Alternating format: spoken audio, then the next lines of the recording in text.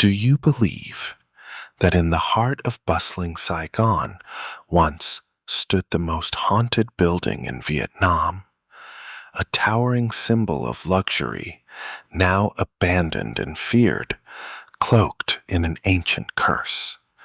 And everything began with a chilling ritual, one that required human lives.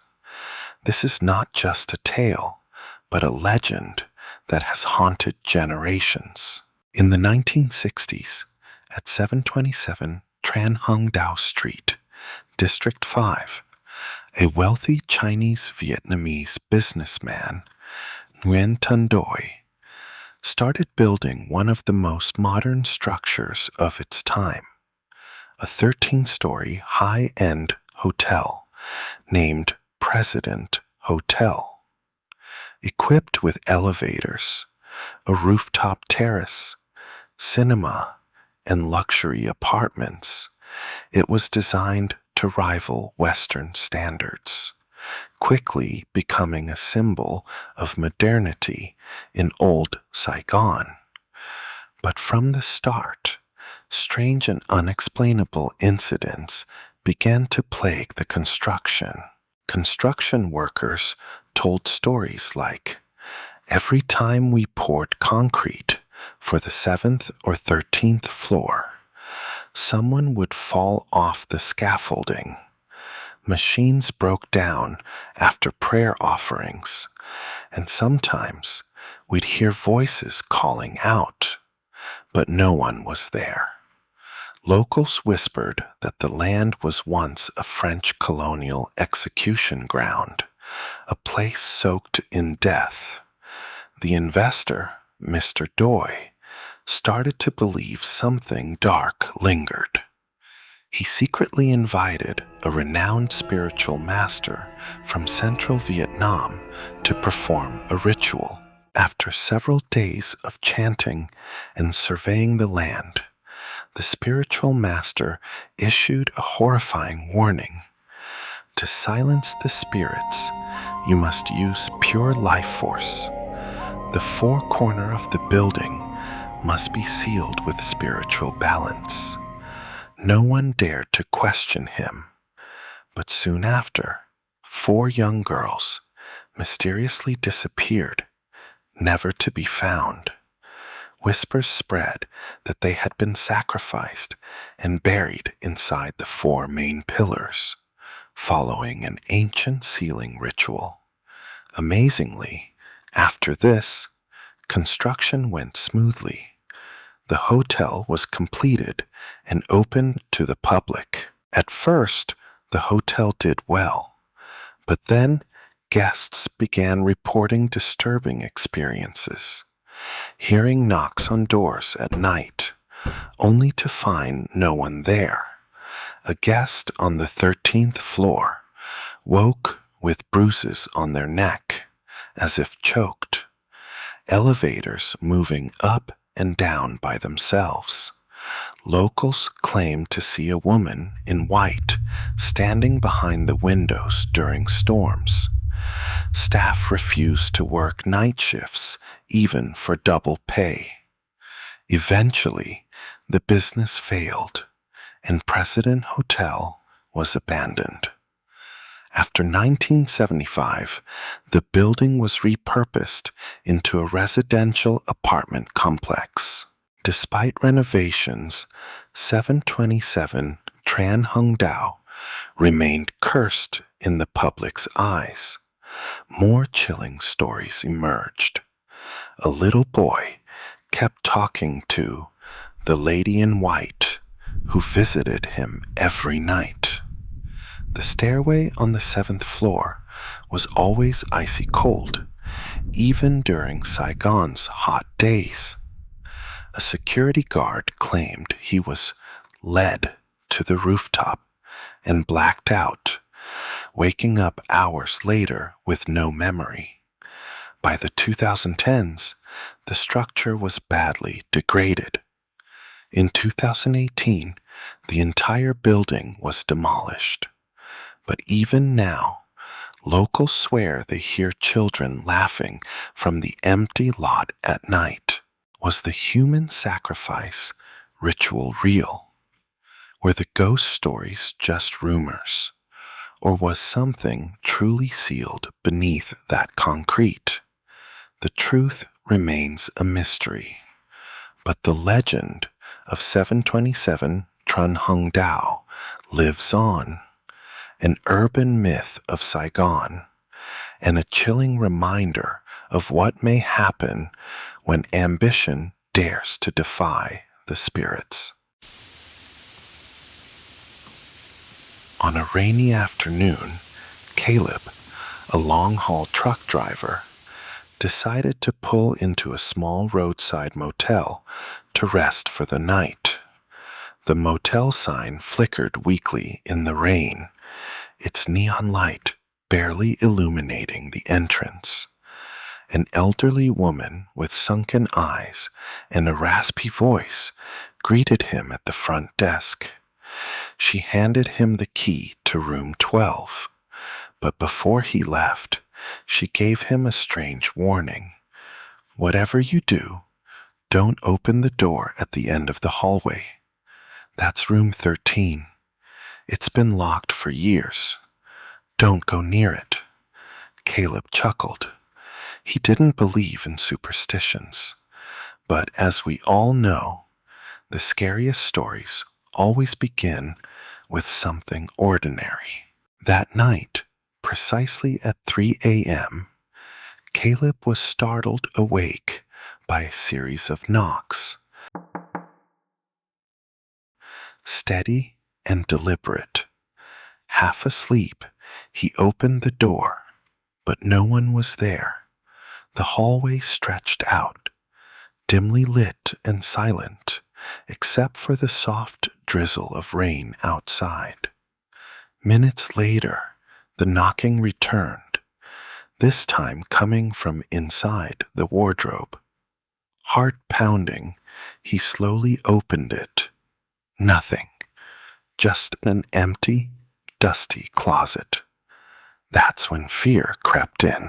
The next morning, as Caleb prepared to leave, he heard faint whispers coming from the end of the hallway. When he looked, the door to room 13 was ajar, but the old lady had said it was always locked. Driven by curiosity, he pushed the door open. Inside, dust blanketed the room. But what chilled Hui to the bone was an old, faded photograph hanging on the wall. It showed a man in a traveler's coat, a man who looked just like him. Suddenly, the door slammed shut behind him. The lights went out. In the pitch darkness, he heard slow footsteps and a cold whisper right by his ear. "You finally come back." The motel owner later found Caleb unconscious inside room 13. When he came to, he had no memory of entering the room, but in his hand he held an old photograph, the same one from the wall, and scribbled on the back was a chilling message. "If you find this photo, warn others. Never stay in room 13. The old woman turned pale when she saw it. She confessed that 20 years ago, another trucker named Caleb had stayed in that very room. He disappeared without a trace after breaking into room 13. No body was ever found. Since then, the room had been sealed. She whispered, "Maybe you're him coming back from the other side. To warn yourself." Caleb left the motel feeling dazed, as if caught between two realities. That night, while stopping for gas at a roadside station, he froze. The station attendant looked exactly like the man in the photograph. He asked, "Have you worked here long?" The man just smiled. I'm the keeper of the door. Then he vanished into the mist. No one knows if Caleb ever truly left that motel. No one dares open room 13 anymore. But one thing is certain.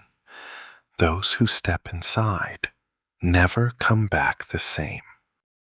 In the quiet suburbs of 1970s Japan, whispers began to spread among schoolchildren. Frightened murmurs of a woman with a grotesquely slashed mouth, hidden beneath a surgical mask. They called her Kuchisake Onna, the slit-mouthed woman. At first, it sounded like just another playground ghost story, something to scare each other before the final school bell. But soon, these stories began to take a darker turn. Children reported seeing her after school. Always the same chilling description. A tall woman in a beige trench coat, long black hair covering part of her face, and a white mask hiding her mouth. She would approach slowly, and when close enough, ask a terrifying question in a soft voice. Am I pretty? If you said yes, she would remove her mask to reveal a mouth slit open from ear to ear, her lips twisted in a grotesque, bloody smile. Then she would ask again, even now? If you screamed or said no, she would produce a pair of large scissors and kill you on the spot. If you said yes again, you might be spared, but sometimes she would still follow you home, appearing at your doorstep that night. The legend grew so intense that in certain regions of Japan, schools began sending children home in groups. Some even hired security to patrol nearby streets. Parents became terrified. Police received numerous reports, none confirmed, yet the fear was real. But where did Kuchisake Onna come from? Some say she was once a beautiful woman, the wife of a jealous samurai. When he discovered she had been unfaithful, he flew into a rage, slashing her mouth from ear to ear while shouting, "Who will think you're beautiful now?" Others claim she was a victim of a botched surgical procedure and now seeks vengeance on the world that once adored her appearance. There are strange cures that circulated among children, saying you're average in response to her question, or throwing candy to distract her. Some even claimed drawing a red X on your hand would protect you. Years later, people still share encounters online, late-night tales of walking home alone, hearing soft footsteps behind them, of being approached by a woman in a mask. One student from Osaka shared this online. I was walking alone one night, and a woman in a beige coat approached me. She asked if I thought she was pretty. I froze. My heart pounded. She wore a white mask. I answered yes, instinctively, trying to be polite. Then she reached up to remove the mask. But before she could finish, a bus passed by and she was gone. Just like that. I still don't know if it was real. True or not, Kuchisake Onna has become a chilling part of Japanese folklore, a ghostly figure who haunts quiet alleyways and playgrounds at dusk. Her legend has inspired countless films, manga, and nightmares. And perhaps, just perhaps, she's still out there, waiting.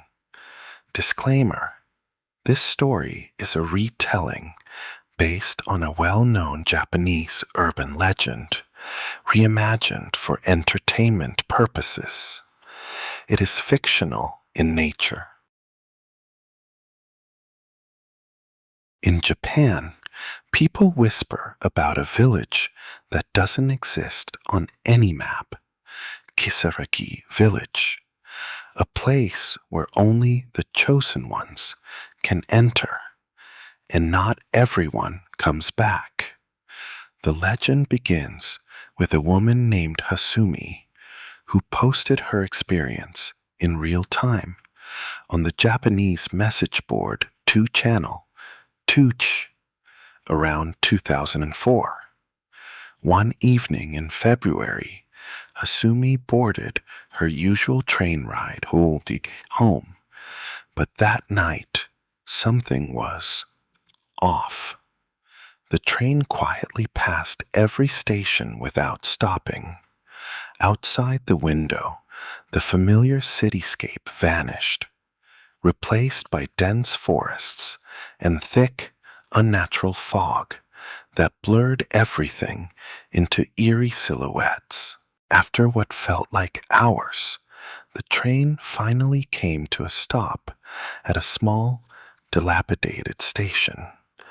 The sign read simply, Kisaragi Station, a place Hasumi had never heard of.